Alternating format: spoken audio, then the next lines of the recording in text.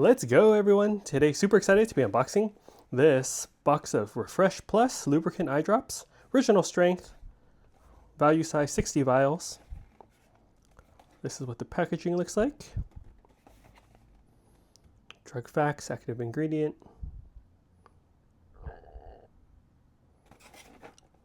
Instructions, how to use them.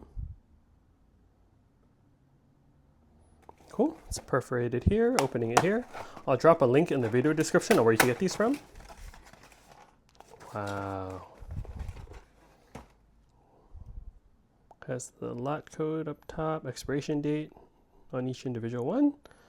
And it has 5 of these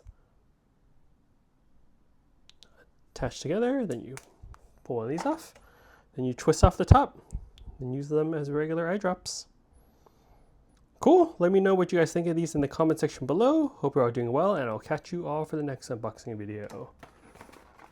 Later.